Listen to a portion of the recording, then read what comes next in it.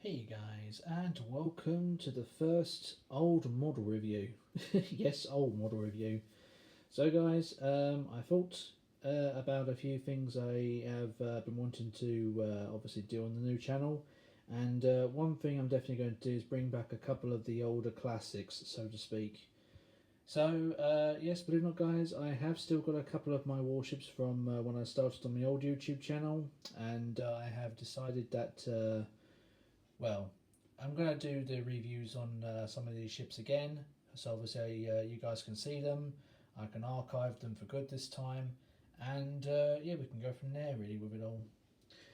So the first big warship we're going to be talking about is USS Missouri BB63. She's a big ship. The Missouri is the third of the Iowa class battleships, guys, and I'll tell you one thing.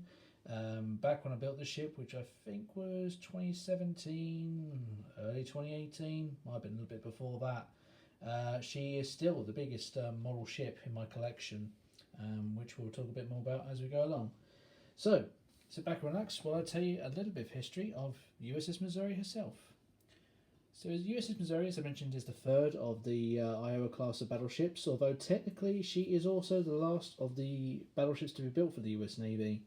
Um, Obviously, the Missouri is an Iowa class, as I just said, so she is actually one of 6 Iowa class battleships. And originally, they were going to be named, obviously, USS Iowa is still with us, USS New Jersey, famous in their own perspective, obviously, Missouri here. Then you had Wisconsin, Illinois, and Kentucky, which unfortunately both of those did not get finished. Well, they did get finished as a hull, but they never got finished into being fully commissioned battleships, although, if I remember correctly, listening to one of Drakenfeld's older videos, Kentucky or Illinois was about... they were thinking about turning one of them into a missile-guided battleship, which obviously would have been pretty cool because it would have made the Kurovs look really, really stupid at the time. But unfortunately, that did not happen, so we did not get our nuclear-powered battleships, although probably a good thing considering, well, some battleships in history did not survive, and they exploded very spectacularly, unfortunately. So USS Missouri's life would begin in June 6, 1941, believe it or not. That's when her story fully began, when her keel was laid down. She was launched on the 29th of January 1944 and was ready by June 11th, 1944. Ironically enough, as I mentioned before, she was the last of the US Navy battleships to be built, but obviously, as we all know, there would be a couple of them just behind her.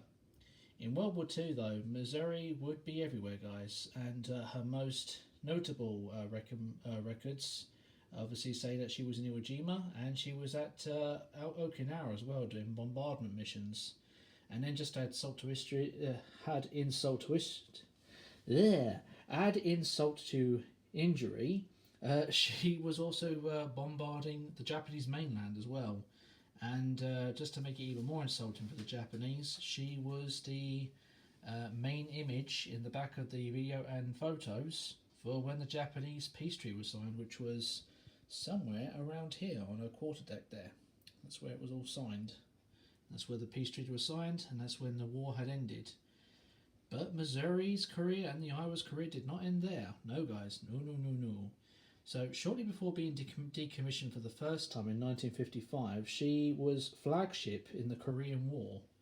And obviously said she was decommissioned soon after that in 55. But then in 1986, she was recommissioned once again and was there in the Persian Gulf and Operation Desert Storm in 1991. Missouri's career would end very soon after that, though, because in 1992, ironically the year I was born, she was struck from the US Navy service, decommissioned by 1995, but not scrapped. No, no, no, no.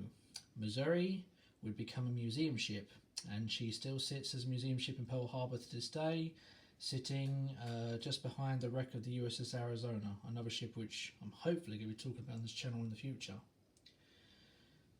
So, obviously guys, this model kit is an oldie, and I can't remember to the life of me exactly what I enjoyed and what I didn't enjoy about this kit, but there are some notable bits.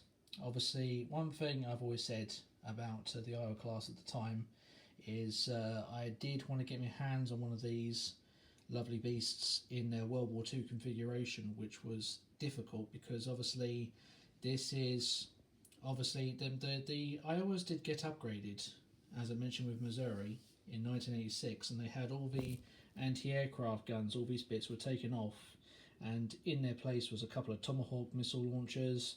They had a couple of these taken away. They had a lot of auto cannons and bits and pieces put into place. So she was basically modernised, and modernised in a very, very good way. But those big 16.1 inch guns still pack a punch. Absolute monster of a battleship, seriously. The displacement of the Iowas was well over 65,000 tonnes, so only a couple of thousand tonnes short than what the Yamato was, because obviously when we talk about Yamato, she's a 72,000 tonne behemoth, but that's a story for another time.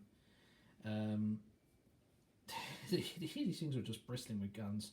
You had 9 16.5 inch guns, backed up with 2, 4, 6, 8, 10 5.5 inch guns in double barrel turrets.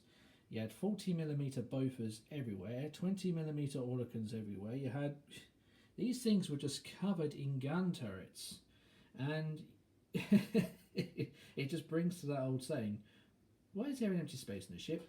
Put a gun there, you idiot. I love that one by Drakenfell, by the way, guys. It's not one I brought up, but it's Drakenfell in one of his videos, I believe, on the South Dakota class. That's when he did that one. So, yeah, a bit more about the model. So, she's 1/350 in scale, and as you can quite clearly tell, she's very difficult to get into focus. She pretty much takes up the whole of my desk. This ship is not tiny. 1/350 scale, so we're looking at about, let's say, just under 2.5 feet, maybe a little bit more, but she is the biggest. She's the second biggest ship in my collection as it stands. Now, Mighty Mo, obviously her paint job is a little difficult, as you guys can see, and I do apologise for the lighting. I'm hoping to get a new light sorted out in the foreseeable future on the channel. I do apologise for the lighting effects. But the grey is just a standard grey. I can't remember if it was US grey, dark sea grey. It's just a standard grey. I remember using that. Can't remember the colour of the blue, but I used that because I wanted to give a bit of a sleeker look. The black is probably the only colour I do remember. It's matte 33 black by Humbrol, and the oxide red is in a tin. Ironically, still being used today. The old Humbrol wheel. Halford's not Humbrol, we'll talk about. Unfortunately, no photo etch parts, guys. There is not a single piece of USS Missouri that's been photo etched. Everything you see before you is all plastic, and that's basically how she comes out of the box, or tin if you like. As I mentioned before, she is the pride and joy of me fleet when it comes to the US task force I've got all together, with the other one being USS Indianapolis. More on that later. And like I say, I'm very proud of her, guys. I'm very, very happy that she's stuck with me to the end. And the major reason why I've also kept USS Missouri is because I can't get her in this configuration no matter how hard I tried in the foreseeable future. I was originally going to do a rebuild on her, but I decided not to, because I do adore this model. She's very nice in detail. Yeah, I'm just over the moon with her, and I'm still happy with her to this day. So that's basically it for the first model review, guys, and obviously an oldie from the collection. Stand by for more, because obviously there's going to be a couple of older model reviews in the collection before we start talking about the newer stuff, guys. But rest assured, this is it for Warship Wednesdays, and I hope you enjoy the content for the next couple of months. Obviously, I'm going to make another update video a bit later on at the end of the month. But for now, yeah, this is basically it for about this Wednesday, and obviously next Wednesday we'll talk about another ship. So thank you guys for watching. Hope you've enjoyed the video, hope you enjoyed the review, and I will see you guys in the next one.